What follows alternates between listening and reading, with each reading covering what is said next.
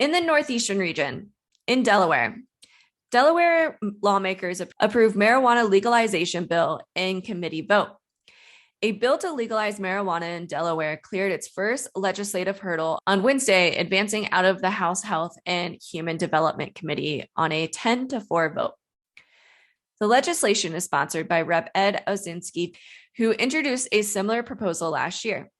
The Health and Human Development Committee approved last year's measure too, but it ultimately stalled ahead of an expected floor vote due to a disagreement over social equity provisions. At the time, Osinski pledged to bring a revised bill to the 2022 session that could earn broad enough support to pass. All right, and a few articles out of Maine. So first, there's been an advisory bulletin / news update. Maine bank regulators ratchet up oversight on cannabis businesses. Greater scrutiny of regulations is making cannabis banking more difficult for Maine operators that want to avoid keeping cash under their mattress. Quote, there has essentially been no change to the law, but we've been notified by our banking regulators that they're going to do stricter oversight. They're interpreting the Financial Crimes Enforcement Network guidance more extensively, said Jen Burke, spokesperson for the Maine Credit Union League. Quote, we're not entirely sure why, but there's a more strict interpretation of the law now. This is what we've been told as an industry, end quote. This change in regulation comes amid a U.S. First Circuit ruling that the federal government can investigate medical cannabis operators as long as their business activity exceeds the limits of the state laws that allowed cannabis business in the first place. And I will be detailing this update next. The U.S. First Circuit Court, feds can investigate medical cannabis providers. State-sanctioned caregiver status will not necessarily shield cannabis operators in Maine from federal scrutiny, as per a January 26 ruling from the First Circuit Court of Appeals. A rider to the annual federal appropriation bill for the Department of Justice has buried any spending that would hinder state medical cannabis programs since 2015, but this does not bar investigation into egregious violation.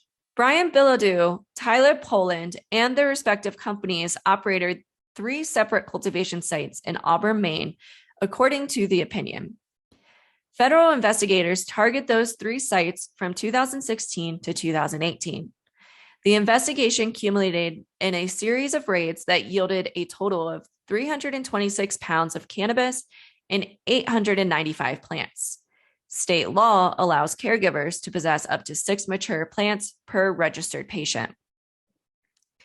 Investigators also found notebooks that appeared to indicate transactions involving parties in Maryland, New York, and Georgia, implying trading across state lines. The federal rider's stipulation against interfering with a state's medical cannabis law is not contingent on a strict interpretation of state regulation, ruled Kayada. Maine caregivers and patients attack new medical rules. Maine's Office of Marijuana Policy, OMP, was subject to over 4.5 hours of criticism of the new proposed rules over Zoom on Thursday, February 3rd, intended to govern the state's medical cannabis program. In early 2021, OMP began the rulemaking process to update the state's medical cannabis program. Almost immediately, the effort faced opposition from medical operators concerned that the proposed rules would be too burdensome. Quote, ultimately, many of these changes to the program were delayed by the legislator, and OMP convened a medical marijuana working group to advise improvements to the Maine medical program, end quote, said Eric Gunderson, OMP director. The new 59-page set of rules includes new requirements for tracking seeds and plants on paper if necessary, security surveillance requirements, and new packaging standards. The medical program was previously updated in early 2018 by the Department of Health and Human Services. Since then, oversight of the program was moved to OMP. Again, my personal comment here, the fact that your medical regulations are only 59 pages in length, is pretty incredible. I mean, Mississippi just passed and their medical program, and that's 445 pages in the act. So, I mean, yes, there's a lot of red tape with operating a cannabis business. However, a lot of these requirements like surveillance and packaging standards are going to be requirements at the federal level when we do legalize, whenever that is. So the sooner that you can get in line with the regulatory framework and start implementing these workflows, the easier it will be for you long-term to standardize and scale your business. In Massachusetts, the CCC is providing guidance on hemp. From a LinkedIn post from Margaret Blair, the Massachusetts Cannabis Control Commission unanimously voted to approve official guidance on the transfer of hemp-derived cannabinoids from the MDAR licensed processors to CCC licensed product manufacturers. Product manufacturing in Massachusetts' regulated cannabis industry just took a huge step forward. You may now compliantly incorporate our rare and minor cannabinoids into your THC products as easily as you do botanical terpenes. There is no limit to the unique cannabinoid blends that can be formulated for an endless variety of desired effects. In Massachusetts, and similar to California, supply chain problems delay new cultivation sites opening in Massachusetts. A different but much needed news article out of Massachusetts. I am covering this article because I feel this is very important for operators, not only in Massachusetts, but we're also seeing similar problems in California, Michigan, and nationwide. Recently approved state licensees will soon allow over 100 new cannabis cultivation sites to open for business, but they are going to have to fight for construction materials amid ongoing supply chain woes.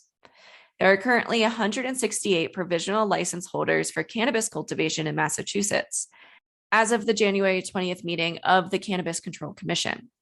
There are 24 final licenses that have been granted, and 71 commence operation orders. Under state regulation, construction for new facilities must be completed before the application can move from the provisional to final license stage. Quote, the supply chain issues are certainly real in every part of the construction business outside of cannabis, and certainly within cannabis is seeing it, end quote, said Andy Pachia, CEO of Cannabis Facility Construction. Quote, if you are looking at HVAC units, depending on what you're getting, you could be waiting nearly up to 30 weeks, end quote. In Connecticut, competition tightens as Connecticut opens application period for adult use licenses. Per the article, the first application window for adult use cannabis in Connecticut is officially open, leaving local operators scrambling for a limited number of licenses amid huge demand for market access. Thursday, February 3rd, was the first official day to apply for an adult use license in Connecticut. The state will award 9 separate types of licenses, with their respective application starts staggering week to week. The first types to become available were for cultivators in disproportionately impacted areas, DIAs, and retailers. Although there is no official limit to DIA cultivation licenses, other license types are limited in this first round to 12 retail, 4 micro cultivator, 10 delivery, 4 hybrid retail, 10 food and beverage manufacturers, 6 product manufacturers, 6 packagers, and 4 transporters. These licenses are split between general and social equity applicants, and all of them will be awarded through a lottery. A subsequent lottery for a new round of licenses is expected by the end of 2022, with future rounds held depending on demand for applicants. In Maryland lawmakers get first look at plan for full marijuana legalization. Per the article, Maryland lawmakers on Monday began delving into the details of how to legalize the recreational use of marijuana should voters support it on the ballot this fall. Democratic leaders in the House of Delegates are advancing a plan to put the issue to voters in a referendum, which would trigger a series of changes in criminal law and automatic expungements of past marijuana possession convictions. And then lawmakers would work out the details of who would get licenses for growing and selling the drug, how much it would be taxed, and how the money would be used. They also study the health effects of broad use of marijuana. In New Jersey New Jersey legal weed growers brace for layoffs, destroying product if consumer market doesn't open soon. Per the article, James Leventis, an executive for Verano, New Jersey, which has a cultivation and processing facility in Reddington Township and 3 stores in Elizabeth, Lawrence Township, and Neptune, said, quote, "I hate to say this, but we may have to start destroying product and we may have to start potentially letting people go because part of the anticipation is you ramp up your staffing as well," end quote. Leventis continued to say, quote, "You're hired for a job with the idea that this market will develop," end quote, said Leventis, the company's vice president of compliance and government affairs. Quote, "I'm very concerned we will continue to see these delays. It's looking very stark right now," end quote. Just like any other organic material, cannabis starts to decompose after time, even if it's properly stored. After 6 months, weed can go stale, lose its aroma and potency. In worst case scenarios, the pot can go moldy. So what's the holdup? In no uncertain terms, the state agencies created to govern the nascent cannabis industry, the Cannabis Regulatory Commission, or CRC, has said these same companies demanding to open have yet to comply with stipulations in the marijuana law. Quote, "The law has been in place since February 22nd, 2021, so a full year ago," said Jeff Brown, the CRC executive director, at last week's public meeting. Quote, "It has been noted clearly that alternative treatment centers like Verano need 3 things: municipal approval, relevant necessary supply to be able to serve their patient base, and operational capacity to continue to serve and even expand access," end quote. The law Governor Phil Murphy signed last year said that the market could open 6 months after the commission adopted rules to the industry, which occurred August 19th, making mid-February 2022 a self-imposed deadline to open. The law also said the commission is required to give 30 days notice before sales commence, meaning both deadlines look grim. So a personal comment here. Regulations have been in place for a year. Yes, they're not 100% final. However, they've been in place. We know what the framework is. And it is known, if you're in New Jersey, how challenging the local level approval will be.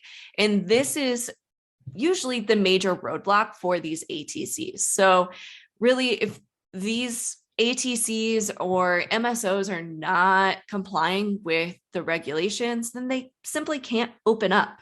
It's really that simple. So get your ducks in a row, get compliant, follow the regulations, and then you can open up and stop threatening with layoffs and having to destroy product. And besides, yes, cannabis can go stale and everything else after 6 months. However, we all know that there is cannabis on the market that's a year and a half old, depending on your market. So spare me the bullshit. In New York plans to give $200 million to cannabis entrepreneurs of color. Per the article, in an ambitious move to make its new marijuana industry equitable, New York is proposing a $200 million fund to help entrepreneurs of color and some other groups to get into the business. But officials haven't yet nailed down some components that experts say are crucial to making the investments effective. Also in New York State marijuana/sticker gift shops threatened with legal action. Per the article, the New York State Office of Cannabis Management sent a letter out today to businesses and certain people all over the Empire State. The letter was aimed at people suspected of selling marijuana or gifting it. The letter goes in to say, if you do not stop, you will face the consequences. B. Miller is the co-owner of B. Mills in Elmira. At his store and stores like his all over the state and the country, people can walk in and buy a sticker and be gifted marijuana. The process takes advantage of a legal loophole in New York state law.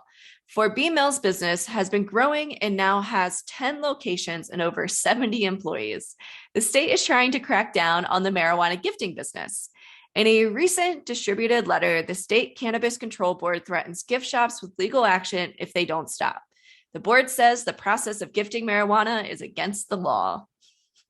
On a personal note, nothing new here with cannabis legalization. New states always try to do this with this quote unquote loophole. It's only a matter of time until someone is made an example of, and this won't last long. And the final update out of New York. New York legislator passes bill allowing hemp farmers to grow cannabis. The state is now one step further in the process of creating a recreational market after the House and Senate quickly approved Senate Bill 8084A, which would provide temporary and conditional licenses to many of the state's 742 authorized hemp growers to grow and process adult use cannabis.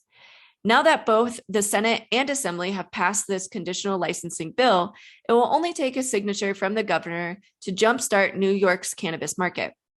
These licenses will only be available for those holding or applying for hemp licenses prior to 2022, although qualifying hemp licenses will be allowed to bring in outside investors as long as the qualifying hemp licenses retain majority equity ownership. And to unpack this new bill a little bit further, I also have an email here from Vicente Cederberg, one of the leading cannabis attorneys. So hemp farmers, and this is directly from their email, hemp farmers and licensed hemp processors have the opportunity to apply for and obtain the following license types. The first one, conditional adult use cannabis cultivator license, and the second license type is a conditional adult use cannabis processing license. These conditional licenses must meet certain requirements, including safe, sustainable, and environmentally friendly cultivation practices, participation in the social equity mentorship program, and engagement in a labor peace agreement with a bona fide labor organization. With a conditional adult use cannabis cultivation license, farmers can grow outdoors or in greenhouses for up to 2 years from the issuance of the license. It also allows them to manufacture and distribute cannabis flower products without holding an adult use processor or distributor license until January 1st, 2023. Cultivators are limited to 1 acre or 43,560 square feet of flowering canopy outdoors or 25,000 square feet in a greenhouse and may use up to 20 artificial lights. They can also split between outdoor and greenhouse grows with a maximum total canopy of 30,000 square feet, as long as the greenhouse flowering canopy remains under 20,000 square feet. In Pennsylvania, patients respond to recall of medical cannabis products, say such incidents strengthen arguments to permit home cultivation. On Friday, February 4th, 2022, the Pennsylvania Department of Health Medical Marijuana Program issued the first large product recall in the program's history. There is a long list of affected products. All of them are concentrated forms of cannabis. The core issue are a set of questionable ingredients and processing techniques. This recall effort is essentially the third strike for permit holders in the program. For several years, MMP regulators have asked state licensed operators for a full disclosure of ingredients and production methods for their concentrated cannabis products. Regulators' primary focus was on devices commonly referred to as quote unquote vape pens. Transparency was not forthcoming. In the fall of 2021, hundreds of thousands of registered patients received an email from MMP alerting them that an overview of these products were being conducted. The email alert included a clear safety warning about the products, but they remained available for sale in dispensaries. This recall is now the final step. Removing the products from dispensaries has impacted every permit holder and a majority of patients. Jeff Reedy is a registered patient in the state's cannabis program and also served as executive director for Lehigh Valley NORML. He noted that concerns regarding lack of FDA approval for quote unquote vaping terpenes and some other natural derived additives have been a lingering issue. Quote, the FDA deemed many of these same additives as specifically unsafe for devices like vape carts back in 2016, one full year before the rollout of our medical cannabis program, said Reedley. Did operators or even regulators know of these risks the entire time? End quote. Reedy also added, quote, every registered patient puts our trust into the integrity of Pennsylvania's licensed laboratories, dispensaries, and the growers and processors. We expect that our products will be absolutely safe. But with this unexpected recall, patients across Pennsylvania have been left with real doubts, questioning the safety standards currently practiced across the cannabis industry, end quote. In Vermont, Vermont announces adult use license pre-approval process. Per the article, Vermont's Cannabis Control Board announced during its February 14th meeting that prospective adult use market operators in Vermont will soon have the chances to apply for pre-approval from the state, even as the board continues ironing out the regulations that will govern the market.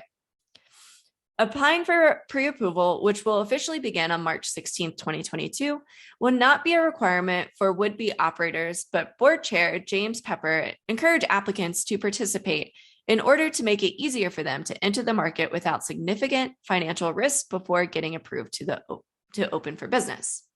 Personal note here, I absolutely love this. It looks like Vermont is following a similar strategy as New Jersey. New Jersey has something called a conditional and annual license, and the conditional license is essentially treated just like this pre-approval for Vermont. I think it's a really great strategy for licensing and overall getting a new market up and running. In Washington, D.C., we got a rule change. So the D.C. mayor signs bill to let older patients get medical marijuana without doctors and create a 420 cannabis tax holiday. How fun. The mayor of Washington, D.C. has signed a bill into law that will expand access to the district's medical marijuana program in a series of ways. Now, senior citizens will be able to self-certify their own eligibility for cannabis without having to get a recommendation from a doctor.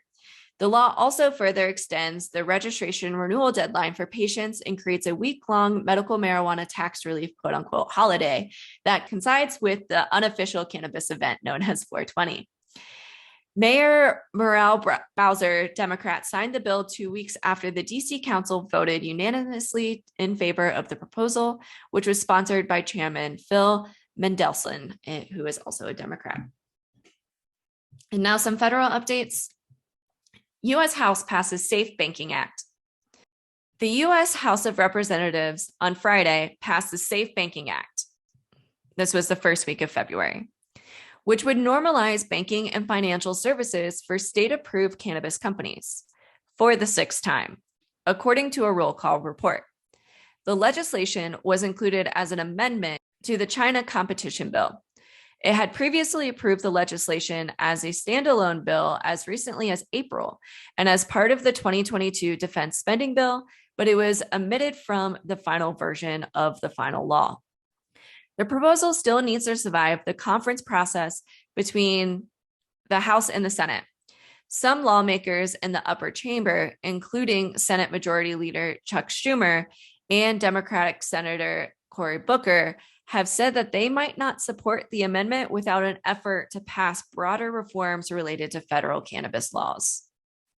Crazy. I'm not very hopeful that this will pass, but we will see. Okay, proposed change. House Cannabis Banking Bill sponsor is quote unquote confident it will advance through Senate despite obstacles. Per the article, the fight continues to get the Senate to pass a marijuana banking reform bill, and the measure's House sponsor says he is quote unquote confident that the opposite chamber will finally take it up. Perlmutter, Democrat in Colorado, has been trying to get the Secure and Fair Enforcement or Safe Banking Act across the finish line for several years now, and his latest attempt is to pass it as a part of a large-scale manufacturing and innovation bill to which the cannabis language was recently attached in the House. In an interview with Yahoo Finance on Friday, the congressman discussed the prospects of his proposal, which has cleared the House 6 times in some form now. He says that while Senate leadership has insisted on passing comprehensive legalization first, he still sees opportunities to advance his bipartisan incremental reform. Federally owned utility company walks back threat to block electricity for marijuana businesses.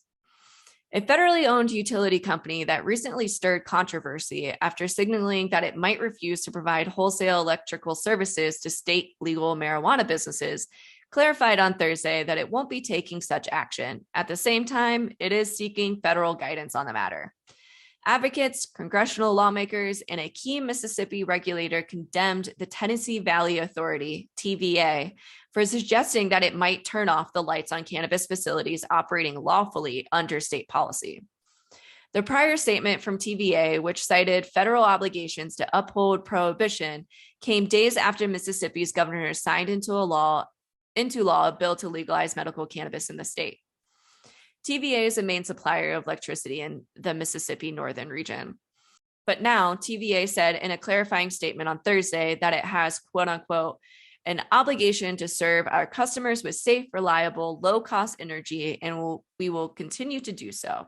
There will be no interruption in service because of this newly signed law, end quote. Well, there better not.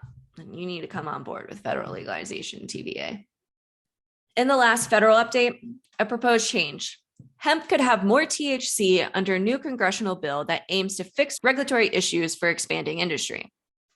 Per the article, a new congressional bill seeks to build upon the federal legalization of hemp by providing cannabis businesses with additional flexibility that's been sought after by industry stakeholders, as well as remove a controversial ban on market participation by people with prior drug convictions. Rep. Pingree, Democrat out of Maine, filled the Hemp Advancement Act on Tuesday. The legislation would provide several critical reforms, including by increasing the legal THC threshold for hemp products from the current 0.3% to 1% on dry weight basis. It could additionally upend the growing market for Delta 8 THC products by officially counting the isomer and allowable THC amounts. It would also address an issue related to THC levels for in-process hemp or work in progress. Businesses previously raised concerns about the THC threshold prescribed under existing federal statute because the process of hemp extraction can temporarily raise the THC content in a crop in a way that could make them liable for enforcement action. Under Pingree's bill, in-progress hemp would not be subject to any THC limits as long as the final product doesn't exceed 1%. In my personal opinion here, updating the work in progress regulatory requirement is a big deal. This is a major area where hemp manufacturers run into problems, especially around new isomers such as Delta 8, which absolutely needs to be regulated and tested. This isomer is psychoactive, and every state is treating the isomer differently within hemp and cannabis regulatory frameworks.